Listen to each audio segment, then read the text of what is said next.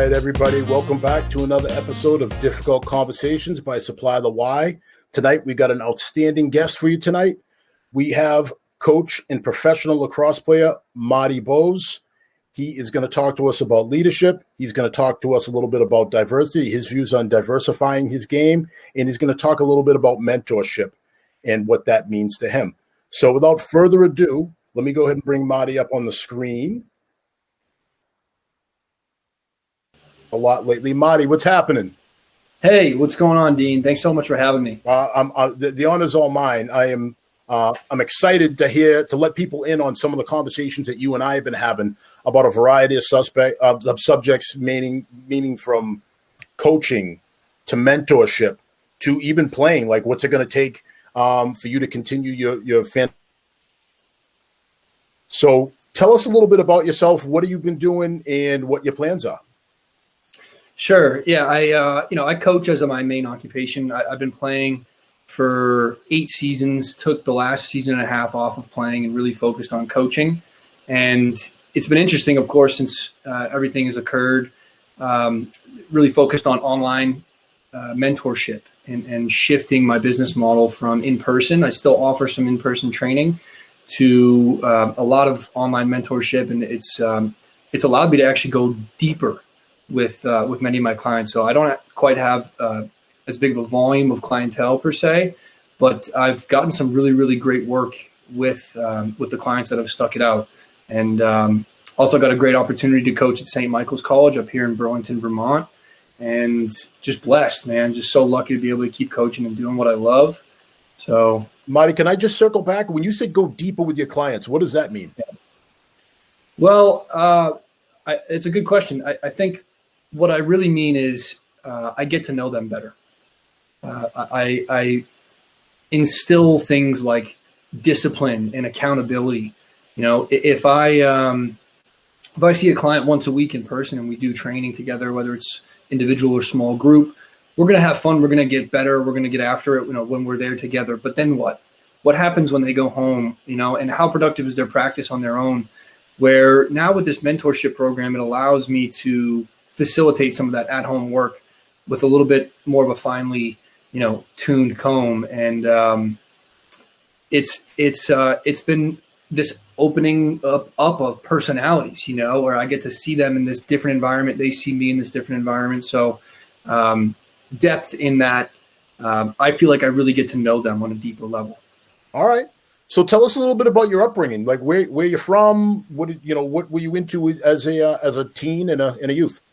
Sure. So grew up in Quincy, just south of Boston, and just obsessed with sports. Couldn't get enough. All different types of sports: skateboarding, baseball, basketball was my first love. Picked up a lacrosse stick in 6th grade.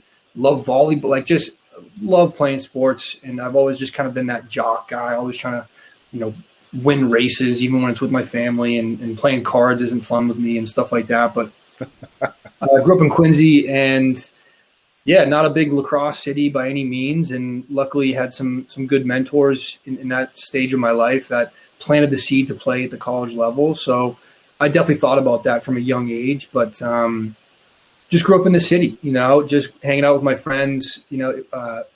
Recruiting wasn't a big thing then. Club wasn't a big thing then. And so I just really, I had a great childhood experience. Huge shout out to my parents. Amazing environment that they created for me to believe in myself and support me, both mentally and financially. And so really, really blessed to have the upbringing that I did. That's outstanding. So you went from Quincy and you ended up at the University of Hartford, where you had an unbelievable college career, right? It was good. I'll brag for you. I know you don't want to brag. I'll brag for you. But I was able to get better every year, for sure. And then that led to you becoming a professional lacrosse player, a pro athlete. So what was that transition like? And like from a mentality standpoint, from a preparation standpoint, what was that process like?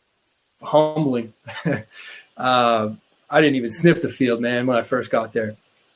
I got drafted by the Boston Cannons when they had Paul Rabel, Ryan Boyle, Kyle Sweeney, Mitch Belial, all these legends. But but I got access to them, and I was able to practice with them and play in that environment. And it took me about 1.5 years to actually get some playing time. Mm-hmm. And, just to speak to your question about the training, couldn't be more different than at the college level, right? You're told what to do up until that point. Show up at the weight room here. This is what you're doing for your workout today. Show up at practice at this time. Go to your study hall hours. Everything's sort of laid out for you. When you get to the pros, you're on your own, and you show up on a Friday for a practice. You either ball out or you don't, and it really is cutthroat in that, if you have a big name tied to your game, maybe there's a little more leeway. But for the most part, you string together 1 or 2 bad days in a row, see you later. You're not coming back. Or at least you're getting replaced for a week, and maybe you'll get another chance in a couple weeks. But you need to really put up. And the training process is completely individual. You Monday through Thursday you're on your own, and Friday through Sunday you're with the team. So it's day and night different than the college level. And that sounds crazy to me. I mean, you almost have like an old school NFL type experience. And what I mean by that is in the old school NFL players, and probably even some of the NBA players, had to work jobs in addition to being a professional football or basketball player. So what is that like, trying to work during the week and find a job that's going to be flexible, let you travel? Old school NFL, they didn't do it for the money, right? Right. We do it because we love it, right? It's so much fun, but that's the reality. It's not a full-time job. It's a part-time job. A lot of guys coach, because when you coach, you naturally already have the stick in your hand. And a lot of times, like myself running a coaching business, I can take as many clients or not take as many clients as I so choose on a week-to-week basis, which allows me to train like a professional, spend 2 to 3 hours a day preparing my body and mind for that elite level. So, and it's something that is taken a lot more seriously, especially in the last couple of years with the evolution of the PLL. Guys that play both NLL and PLL, now it's looking like more of an all year round professional athlete job. But even then, you still need some sort of other supplemental income. So it's a grind, right? But like, man, what a lucky grind to be a part of. That's amazing. And then you have a third thing that you do. You're the CEO of your own company, right? You own a business on top of all this. So tell us about the name of that business it's Compete, right? That's right. All right. So tell us about Compete and how that started. So Compete Lacrosse Academy, that's the LLC I run my business out of. Huge shout out to my business partner, Joe Drain. So that is my own separate LLC. However, he started a business called Compete Strength and Conditioning, and he's been an incredible mentor to me. He's my strength and conditioning coach, one of my great friends, and really helped me mentally, over the years to help me become more productive and have better habits and things like that. But the business started as going to people's backyards, renting some field space at a local field, and seeing if I could get 20 kids to show up just to cover the bill. And that's all it really was. Just, hey, let's see if we have something here.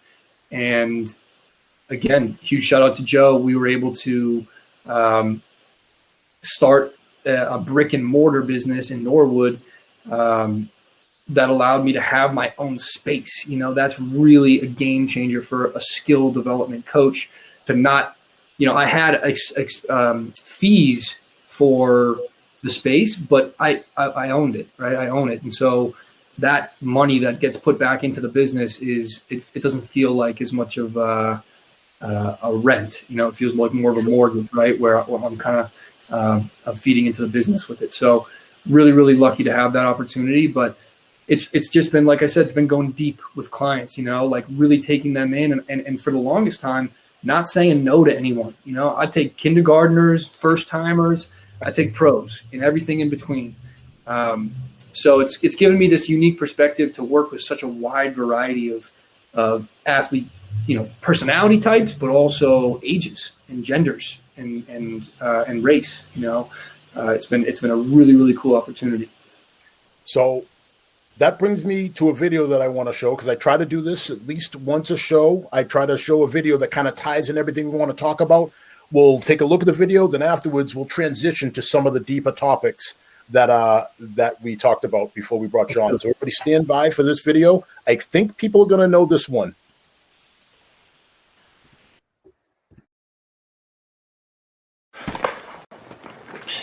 All right, man, listen. I'm Gary. You're Julius. Let's get some particulars and just get this over with, all right? Particulars.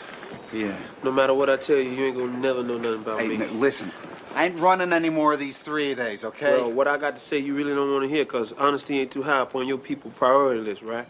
Honesty? You want honesty? All right, honestly, I think you're nothing. Nothing but a pure waste of God-given talent. You don't listen to nobody, man. Not even Doc or Boone. Shiver push on the line every time, man. You blow right past them. Push them, pull them, do something.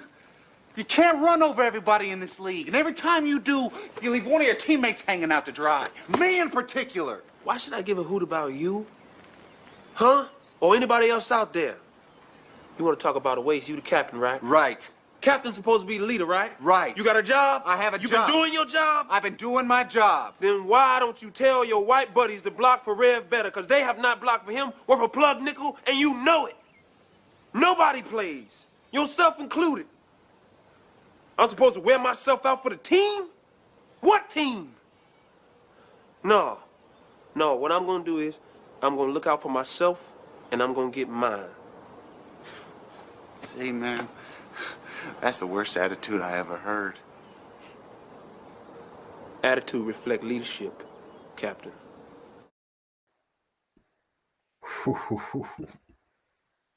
I love that clip. I never get tired of that. So, attitude reflects leadership, Captain. So, tell me about that clip. How does that make you feel? And how does that go with your brand as far as what you're trying to instill with some of your younger athletes? Yeah, I'll try to answer that as best I can. I mean, definitely gives me some butterflies. That tension, it's so real, so raw. You can see that's it's a real emotion that each of them are having, and I think it's very authentic. As far as how it's tied to my brand, I don't know exactly how it's tied to my brand, but I'll tell you the honesty part, on the captain's part, I appreciate his honesty and how he really he's speaking how he really feels. And one of my favorite moments is when his face changes as he tells him, why aren't your white friends blocking for Rev on this certain, package? And you can see his face change. And those are the moments that reminds me of, maybe it's not race related particularly, but it reminds me of a moment when a kid has an aha moment, and it's like, oh, and you think about it a different way. And that's something that I really try to facilitate at least once a session with my clients, right? We should have at least one aha moment that you say, okay, let me think about this a different way now, because you've shed some light on something. So, I mean, I love that. It fires me up. For some reason, I wanted to run through a brick wall. I maybe do some push-ups or something, man. So you and I, we've talked a lot about accountability in the last 2 days, and I know that's something that's huge with you. And that was actually when I first came across this clip, when I was researching what would work best with your brand, the accountability piece jumped right off the page at me, because that is something that I think you're really onto something by focusing on accountability and just finding different ways to make your younger athletes understand the importance of accountability and then how to apply it, but apply it without beating yourself down at the same time. It's a funny line that you got to try to navigate there. You want to speak to that a little bit? Yeah, no, for sure. Where my mind goes is I've been really lucky as of late to go deeper into what accountability means to me because of training in the martial arts.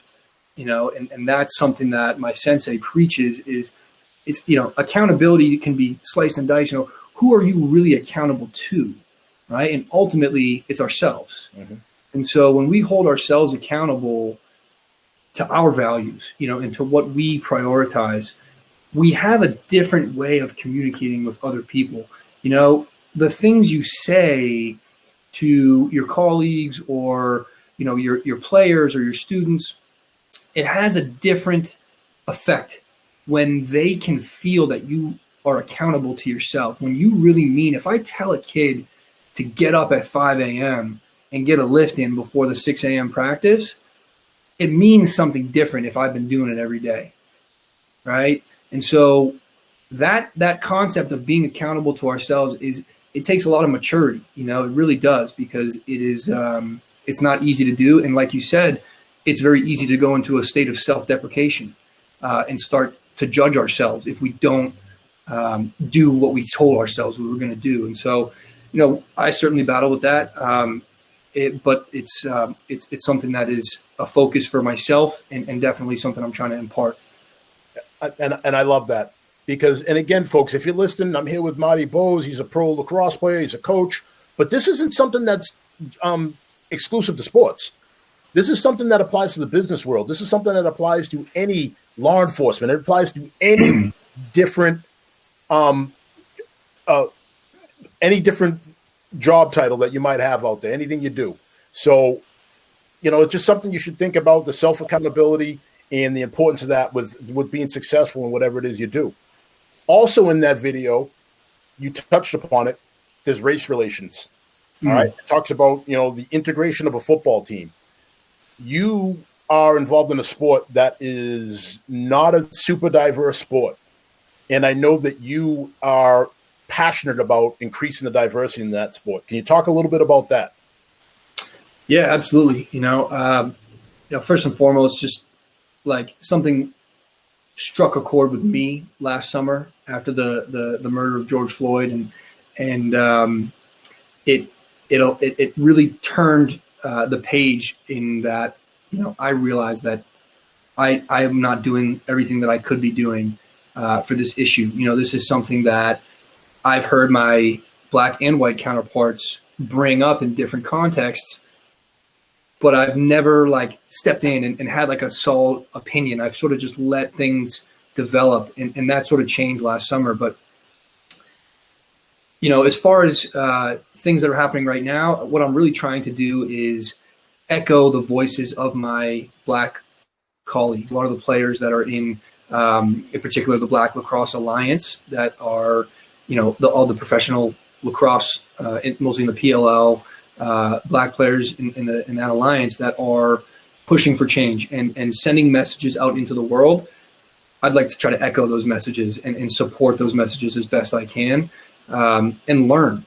I don't have answers. I have my own experiences, and I've grown up in America white, and so that experience has put me into this category that, I've been so privileged to not only have, this incredible upbringing, these parents that love me so much and provided all these resources for me to fulfill my dreams and step into these different environments prepared, but also, feeling like I need to empathize with what my black and brown counterparts, my colleagues, are talking about, and not just hear it and say, I agree with you, but hear it and try to understand where they're coming from. Not be like, oh, I get it. I get what it's like to be you, but try to empathize with where they're coming from, so that hopefully I can help, again, promote their messages and stir some change in some people that might be on the fence about what they really believe. It's an interesting dynamic. This whole country is, ready for an argument, right? And they got their stake in the ground over here, and if someone over here says something, they're coming, and it's a battle. And so my hope is to, through compassion, through empathizing and loving someone who disagrees with me, hopefully we can find some common ground. I love it. And one of the things we talk about here on Supply the Why quite a bit is we must seek to understand. So without seeking to understand the point of view and the experiences of other people, it is impossible to even reach middle ground, let alone try to convince somebody one way or the other. If you can't meet in the middle, I mean, you can forget about trying to get people to see your point of view. So I think you're onto something there, and I think by just even mentioning that there's the existence of maybe things are different for you than they were for me because you're white. I mean, I grew up in a suburb. So I grew up around white people, but I can tell you right now, like it was very obvious to me that I was not white, and there were differences, even at a very young age. There were clear cut differences, and though 90+% of my upbringing and my experiences were great, I still had to endure some things at a young age that a lot of young. My young white friends didn't have to, and they probably couldn't have even really got their head around it if they felt some of the things that I did. So I'm going to hit the chat real quick. So Heidi's got a question. How do we introduce the sport of lacrosse to those communities that may not have the resources? All right, great cost a little money to play lacrosse. Yeah, need resources. Super good opportunity to plug my really good friend and colleague, Kevin Barney, who he's a director of the MBYLL, but he's on a mission right now to raise, I believe, upwards of $300,000 for this particular cause, and to help provide equipment, provide sticks, provide coaching for underprivileged communities that wouldn't have the opportunity otherwise, and give them free tuition to the MBYLL so that they can take part. Stuff like that. That's how we got to do this. Is we have to attack fundraising as something that we have to take upon ourselves. And there's groups that are trying to do this as well. But I really truly believe if an individual takes it upon themselves, I think a lot can be done, because they can rally behind that person, and people can sort of buy in and chip in as needed. But stuff like that, that's how we do it, and spreading the awareness. And social media changes everything, right? Like, who knows who's watching this right now that I never would have, been able to be in front of otherwise. But just promoting messages isn't enough, right? We have to actually provide resources. And so, easier said than done, but supporting people like my good friend Kevin Barney is one way. All right, and something, I'm going to piggyback that question. I'm going to say that is for disadvantaged minorities, but I'm also going to speak for the middle class and middle income minorities, because there's quite a few of us out there. So I don't think a lot of people realize that lacrosse is a sport. They don't know much about it, and B, they don't realize that lacrosse is as welcoming as it is, because that's how. So I'm going to take a step back and talk about how you and I met. So you and I met when my son plays lacrosse, and it was fairly obvious a couple of years ago that it was more than just something he just kind of liked to do. He seemed to really like it and have a little bit of an affinity towards the sport. So because of that, my wife and I had a discussion, and we decided to seek out additional coaching for him, beyond, his club team. And that's how you and I met.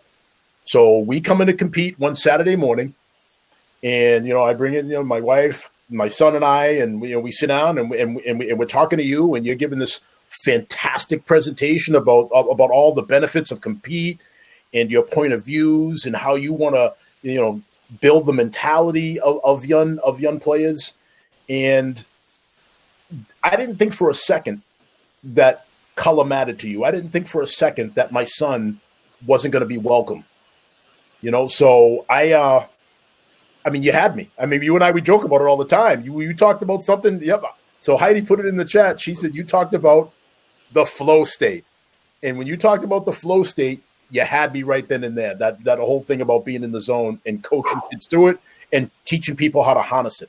But the point I'm trying to make is people need to know how welcoming the sport is, right? I mean, this isn't something that is exclusive. I mean, my son has never once had a problem. Yeah, it's a controversial topic, because what happens is if you start to listen to the stories of some of the professional players, some of the black professional players, you'll get a different story. How welcoming is lacrosse, right? You come into my office, I'm gonna say I'm over here on one side of the spectrum, right? I grew up in a city. I had plenty of black and brown friends growing up. There's a certain welcoming I'm able to create an environment that I don't think is true across the board of lacrosse, and that's the reality. There's a number of instances, hundreds, maybe even thousands, where there's one black kid on an all-white team, and at some point they just stop showing up. Why? Was it maybe something vulgar that was terribly said? Probably not. But it's those little things that when you grow up in an all-white community with maybe one or two or three, a small amount of minorities that are on your team organization, there's not a concerted effort to really try to understand where they're coming from. And so now that there's this, at least a national conversation at play, now these programs are starting to be like, well, how welcoming are we really? And how do we be more welcoming? And there's a lot of I don't knows, right? I certainly don't have the answer to that. I would like to think that we're going to make it better as these years go on. But it's a sad truth. There's some players I idolize, these guys. I idolize these guys. And I've heard them saying on social media, I don't know if I really want my son to play lacrosse. How can you argue with that, right? I mean, that's the sport that they love, that they've dedicated their life to, and they're questioning whether it's really as welcoming as they would like it to be. So I think it's a good conversation to have because I do think You seem to think it's pretty welcoming, which, it's awesome that your experience has been that so far. But my concern is that as he gets to high school and ideally maybe college, what happens then? Is it as welcoming then? So we'll see. But it's something that I do think a lot about. I mean, these are great points. And this is such an important discussion because there's a couple things at play here. Because first of all, maybe I'm comparing my son's experience to my experience when though I didn't play lacrosse, when I was playing youth sports, and when you just said the one black kid on the team, hello, that was me. That was me. I mean, I could show you pictures. I probably should have had one on deck where I was the only black kid on just about all of my sports teams up until junior high. Just the way it was. And for the most part, like I said, I had good coaches. I had caring coaches. I had my very first basketball coach, Mr. Wager. I'm gonna mention him by name. And he used to have a thing, and he used to put his arm around me before a game, and he'd point to the backboards. He said, "You see that up there?" And he pointed to the backboards. Says, "They have your name written all over it. I want you to, every ball that comes off, I want you to get it." And he just got me excited and made me feel like welcome and that kind of, and you're right. Like I'm hoping the positive experience my son's had with you and had with, a couple of his other coaches, it springboards him into just being like, what, I do belong here. And I love being here. And that's the way he feels right now. But to your point, it couldn't possibly be that way everywhere. I'd be naive to think that everybody's having that same experience. Yeah. And I think what's interesting to talk about too on this subject is, so like you grew up in the suburbs and you were, around mostly white people, right? Mm-hmm. So I know a couple of colleagues that were in lower income, not around mostly white people growing up until they got to high school and college. And then they started to be around more white people. And one in particular, I'm not going to name his name. He's playing college lacrosse, and his coach, him and his coach got into a little argument, whatever it was. And his coach said to him, "I don't know how to talk to you people." Something like that, right? I don't know if he said you people. He said, "I don't know how to talk to guys like you," or "I don't know how to talk to black people," is what he was getting at. And that's, hold up, whoa, right? Right then and there. But at the same time, it's like, it opens up this different conversation of, if you've only worked with white suburban people, you can't take that same approach with someone who grew up in lower income, right? And I think this is actually a decent segue into some of the police work that we could talk about. But that's one of the things I've been really fascinated by, where, like, if you go into a different section of town, do you expect to talk to someone the exact same way you would talk to your white neighbor, and then get confused why you're getting such a different result? It's an interesting dynamic that I think as coaches we need to be very, very attuned to if we're going to get the most out of our players and make our players feel as comfortable as they can. Well, let me speak to that, but we're going to hit the chat real quick first. All right. So an old coach of mine has a question. He says, should Lax follow in the footsteps of tennis and make a concentrated effort to get into communities with kids of color and put resources into building sports in their inner cities? There are several Division II schools offering scholarships for Lax, both men and women. And if the sport invested in the grassroots programming, we may see an uptick. What are your thoughts on that? That's from Coach V. Thank you, Coach V. Thank you. No, that sounds great. I think, the short answer is yes, right? I mean, this is exactly what we want. And I do believe that there are organizations like Harlem Lacrosse that are doing that work, and as they get more resources, I think that there's more opportunities for situations like that to rise up. I don't know too much about how that tennis progression went. Yeah, you were young when that. But tennis is hard, man. Frick, I can't. I'm trying to keep that thing in bounds. So that is a fair point. And obviously, Venus and Serena are obviously it shows what happens when you can branch out into and bring in other people of color, just other ethnicities into a sport. How great the results can be. Tiger Woods as well with golf. All right, so Bob has a question. What changes would you like to see in the youth or high school game? Great question. This is something that my first thought here is I believe that one big thing that we're missing as a whole in America with our youth lacrosse is the awareness of the roots of the sport. How did this sport come to be? This is the creator's game. This is the medicine game. What does that mean? How did it come to be called that? That's something that if you ask a youth or high school player anywhere in America, they might not have an answer for you. They don't know. And so, the biggest thing that I would like to see changed is allowing gratitude to be paid, allowing time, whether it be a pregame ritual that starts or some form of, gratefulness tied into, don't just roll the ball out and play. It's like hard-nosed, oh, this is how we play lacrosse in America, blah, blah, blah. We don't know what it was like to get to this point, and so I think having some form of education of the roots of the sport be tied into the experience of a high school, particularly a youth or high school, experience, I think would be really beneficial, and allowing people to understand that it is medicine to be able to play this game.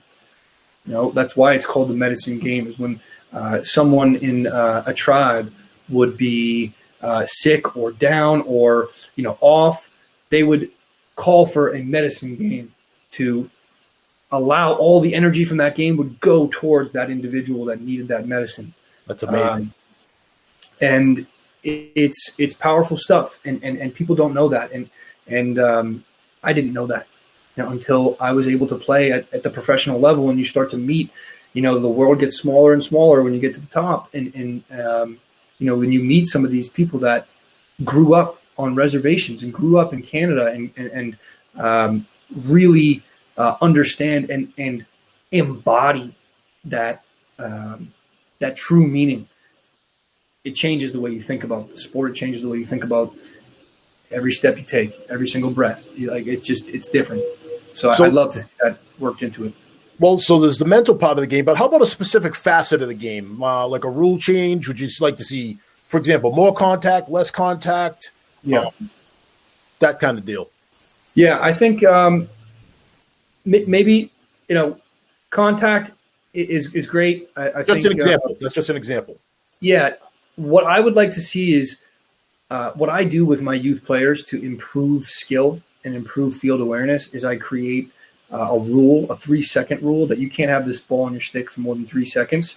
One of the hardest things to teach to coach, especially at youth, is off-ball movement.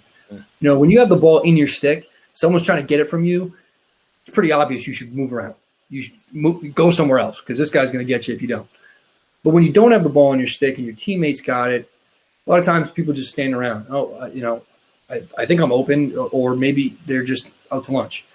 When there's that 3-second rule installed, I've really found success in getting kids to move off ball and with a sense of urgency that they know their teammate has to get rid of the ball soon. So let me get open now. So I would like to see that. It's like, honestly, I'd love to see that at the younger levels, shorter field games, introduction to box lacrosse.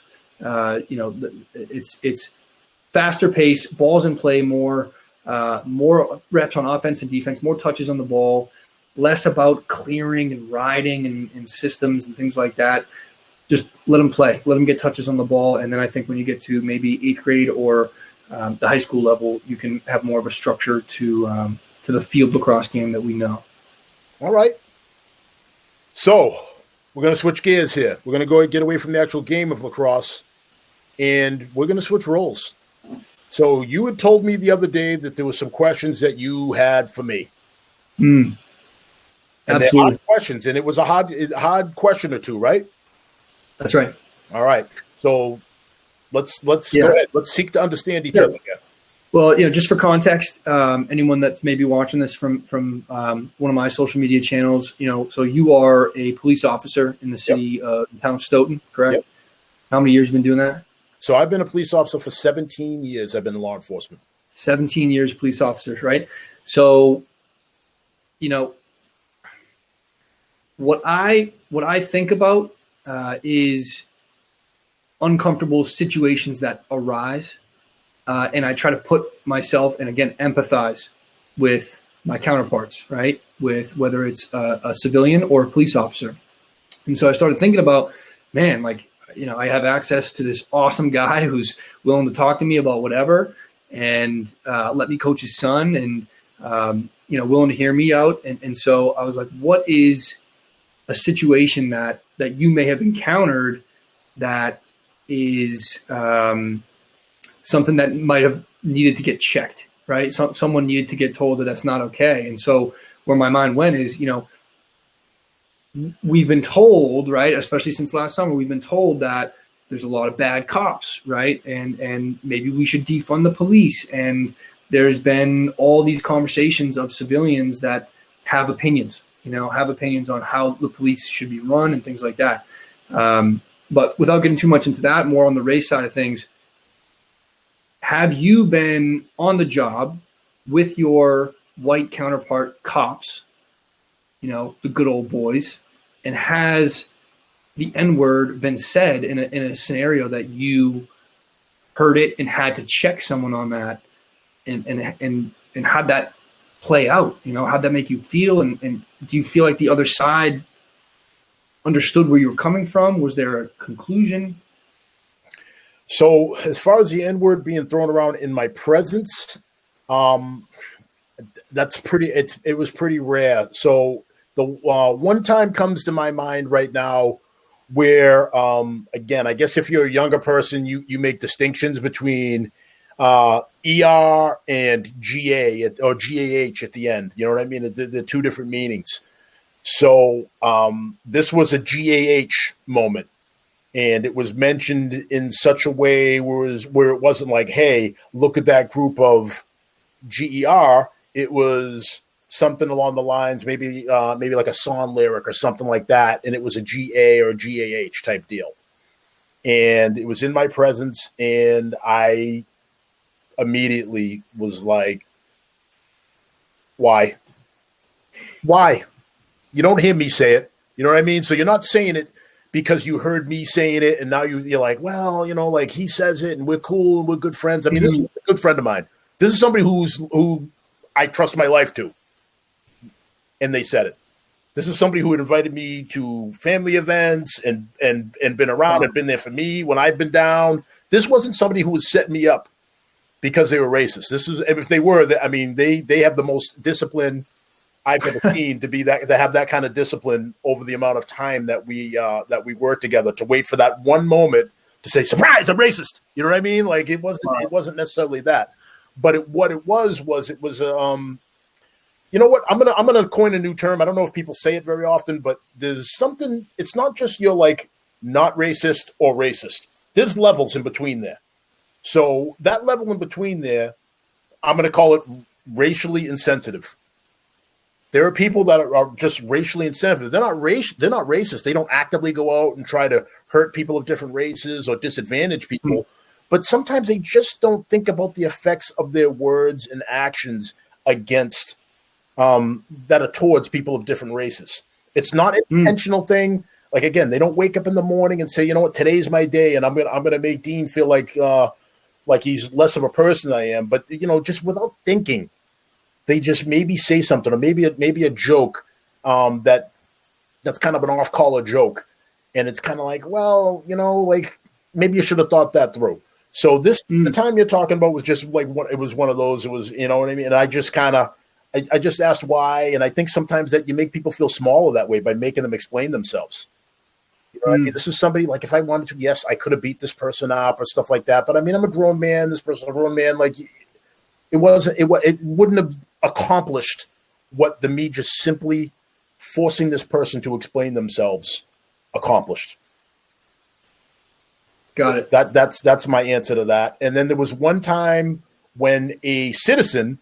This is actually a funny story. So I am in a very bad section of the jurisdiction I worked in at the time, and I see this woman, this white woman. She's pacing back and forth. She's just acting crazy, very erratic. Obviously, she must have wanted my attention, because it's not like she could have missed me. We're in an alley. It's light out. I'm in full uniform. So I go over to this woman. I say, "Hey, what's going on? What's the problem?" And she goes, it's my daughter. I said, really? Tell me about your daughter. What's going on with your daughter? She goes, my daughter's dating this effing N-word, and I don't understand why. This woman looks right at me and chooses me to have that conversation with. So I take a second, and I got to admit, it caught me so off guard that I think I started laughing. And I said to her, I said, what in the hell would make you say that to me? Because I had to hear what her answer was. And then she goes into the whole, well, you're not really, you're a police officer. You know what I mean? I'm like, no, I don't. I have no idea what you mean. Don't ever say anything like that around me again. Beat feet. And that was the end of it. Wow. I see her 3 weeks, but it gets better. I see her 3 weeks later, 3 weeks later, same alley, coming out of an establishment, walking arm in arm with a guy who's my complexion, smiling. And I see her, I said, hey, I'm like, you remember me from a few weeks back? And she goes, yeah, I remember you. She goes, I said, weren't you the one that dropped that N-bomb on me? And she was like, yeah. I said, well, what is this? What changed in 3 weeks? You were complaining that your daughter was dating this person of color. I see you walking out with this gentleman arm in arm. She looks at me dead in my face, smiles with her, with the teeth that people that do drugs have. And she says, the darker the berry, the sweeter the juice, baby, and walks off with this guy. What? You can't make this stuff up. It's part of why sometimes being a police officer is the best job in the world, because you have these stories where this woman says something so crazy to me here, and then fast forward a few weeks later, she does a complete 180 and she's a different person. So these are the type of things you see when you're a police officer of color, and you see how people view you. How if I had been in that same alley, not in uniform, maybe she would have seen me differently. Sure, maybe it would have been a GER instead of a GA or a GAH in her mind. I don't know, but those are just two different examples of times I've had to check somebody and have a conversation with somebody that maybe might have made them feel a little uncomfortable. Sure. And that's I hope that answered your question there. No, for sure. I mean, I'm intrigued. I'm fascinated. You see some of these videos of people talking that are clearly racist, and I think the part that it's not confusing to me, but the part that irks me the most is how sure of themselves they are, like true delusional behavior, that when you truly believe that you're correct in thinking that you're better than someone because of the way that they look. I mean, it's not humane. It's literally there's a missing link that hopefully through compassion they can come back. I can give you the missing link if you want. What's that? For you right now, if you want, that's an easy one. You know what the missing link is? What's that? The missing link is when they act like that and when they make those statements around people that look like them but don't necessarily agree with them, they're not getting called out by those people. It's one of those things where the silence of those people that they're making these comments around makes them complicit. It's like there's two types of crime. Right? There's two types of crimes. There's a crime of commission, which means it's something that you actively do. I walk into a store, I take a Kit Kat, I put it in my pocket, I leave. I walk up to somebody, I stick a knife in their torso, and then I leave. Right? Those are crimes of commission. A crime of omission is when you fail to act and you fail to step up and you fail to do the right and moral thing. So that is what makes those people so bold. Because they figure, hey, well, nobody's calling me out on this. There must be something to it. You must agree with me. I sit right in front of you, Marty, and you didn't say anything. So I'm going to assume by your silence that you agree with me. Right. Well, that is the missing link that you're talking about. That's what emboldens these people, and that's what allows them to flow that way, because nobody is challenging them or checking what they're saying. Wow. Have you ever heard that before? Do you? I mean, I think so, and it honestly makes a lot of sense. I think that's something that we've talked about before too. That I would like to be not committing that crime. If something were to happen, and I think that's something that I would really like to impart on the people that I work with and the people that I spend time with. You need to understand that if you are white in America, you have a different experience than someone who is of color. And when a situation arises or you hear someone say something that they shouldn't be saying, it's on you. It's on you to step up and let them know that that's not okay. Right. I mean, it's powerful and it's not easy. It's definitely not easy, but imagine how much harder it is for someone like yourself that hears something like that. Why should you have to be the one that says something when someone who looks like them can? And therein lies the dilemma, Marty. Sure. That is where the privilege talk comes up. I'm talking like the real privilege stuff, not the whole Dean and Marty are born the same day, same hospital. Marty has 50 G's in his bank account. Dean has 0. Not that kind of privilege. Privilege. I'm going to explain white privilege the way I explain it to people when I talk to groups, when I provide trainings, when I talk to people that I have an emotional, like a relational credit score with. The way I explain it is very simple. White privilege is simply being on the right end of the benefit of the doubt. That's it. That's the simplest way to put it. You and I both walk into a place. You're looked at one way. It's like, oh, he's just a good guy. Or if you're loud and boisterous, like, he's just having a good time, had a few drinks. I come in loud and boisterous. People are like, oh, what's wrong with this guy? angry black dude? Why is he so loud and demonstrative? That is the privilege piece. It's that you can act one way, I can act what I would perceive as that same way, and it's viewed as two completely different things. And when you're always on the wrong end of that, that is when the privilege comes out. Wow. It's like literally the best explanation I've heard. You can't, I mean, maybe someone is thinking of an argument for that, but in my opinion, you can't argue that. I've been let off the hook so many times because I look like a nice guy, you know, and I've made plenty of mistakes. But I think I try to be a nice human being. I try to be kind to others, try to be considerate. And so when I get let off the hook, it feels like, oh, well, it's because I'm a nice guy. Mm-hmm. And the more and more I have conversations like this, you realize that maybe it is because you're nice, but it's also because you're not black. Because when there's no fear that you're a threat, it's a lot easier to let you off the hook. But when you don't understand where someone's coming from and you have subconscious fear tied into seeing a large black man, you're going to act differently. You're going to treat them differently. And what's upsetting is people aren't willing to admit that. And I'm hoping that changes. Well, we all have biases.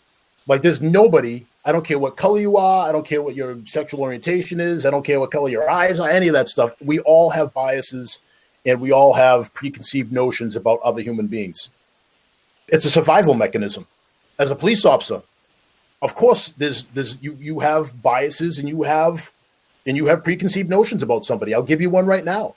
If I see somebody walking and I see that their arms are swinging abnormally, maybe they have some sort of physical condition, or maybe the reason why one of their arms isn't swinging is because they're pinning a firearm against their hip. But I am going to look at them a little differently than somebody who's walking with a normal gait. That is a safety concern. That is a bias based on safety.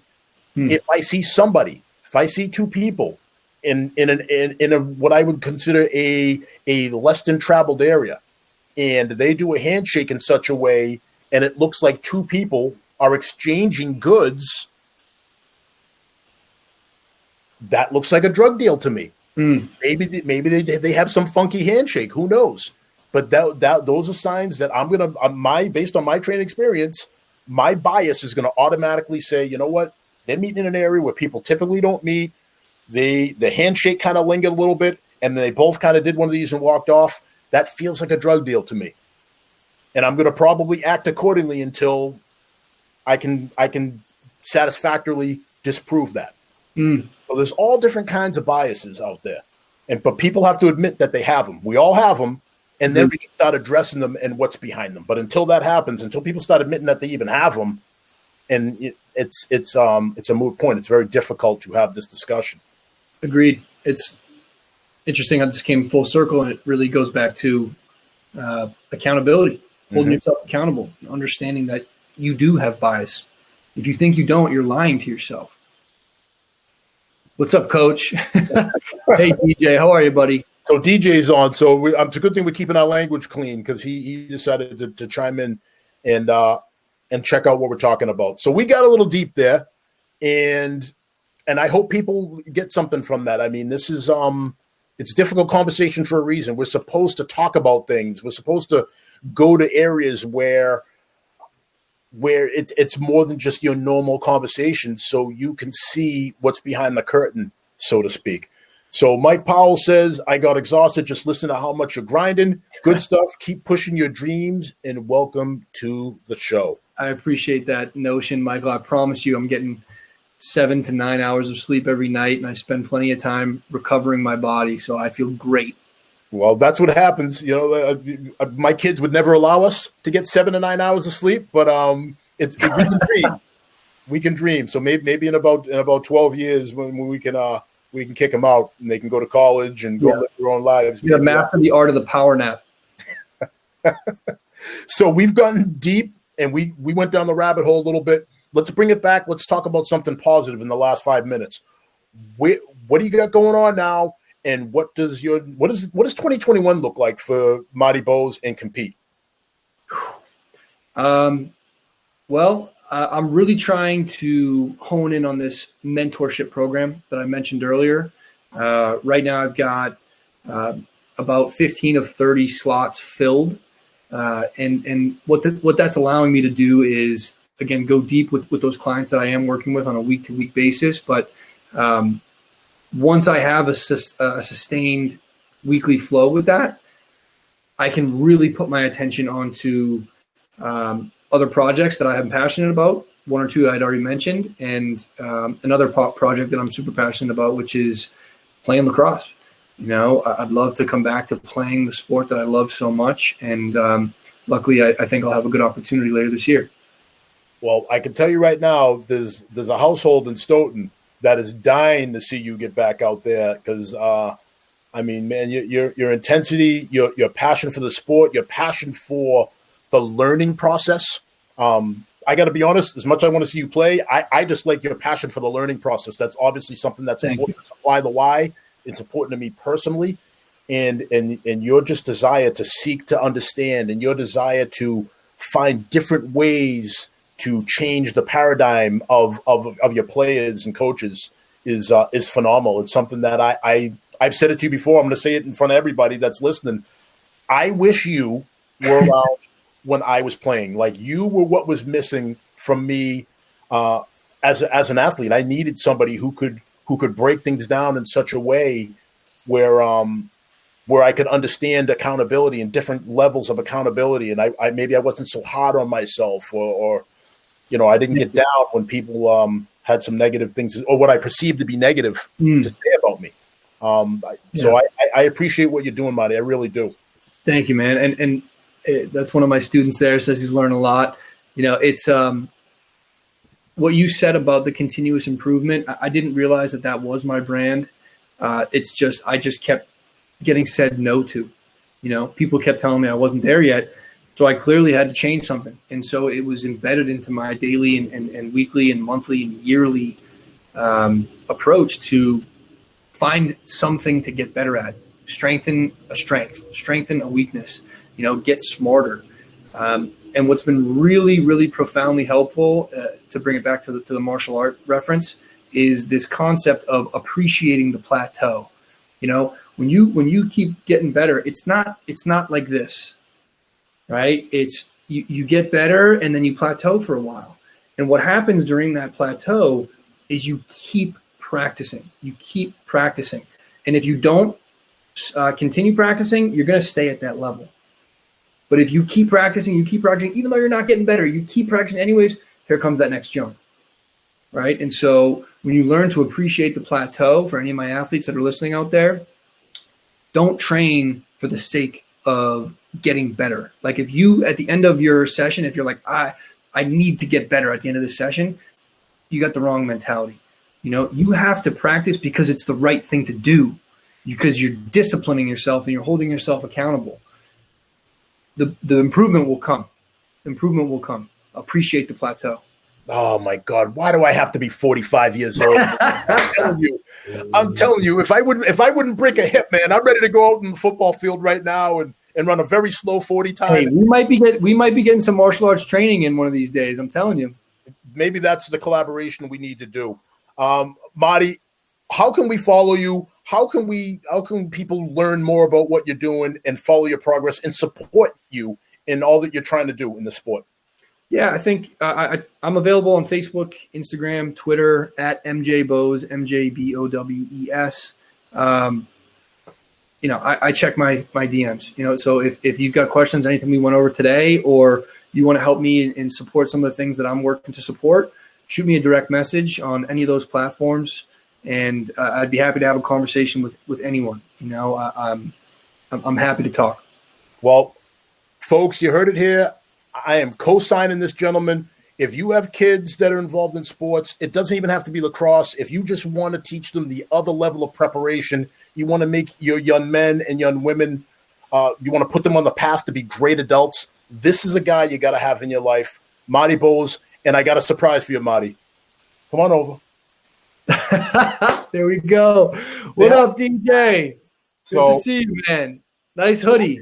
It was important to him that was that nice hoodie. Nice hoodie. Thanks. So it was important for him to come over and say hello to you. That's the kind of respect he has for you. He's never once come in and interrupted a show in 25 shows. He interrupts the one that you're on, and that's the kind of difference you're making in this young man's life. So hats off to you, Marty. Thank you so much for joining us. Folks, thank you so much for tuning in. This has been a very, hopefully a very educational episode of Difficult Conversations. Please like it. Please share it. Please follow us on all our social media platforms. And this is, like I said, we're just getting started here with these great conversations. Marty, thank you so much. Everybody, again, thanks for taking time away from your family. And as always, #supply the why. We'll see you next week. Thank you.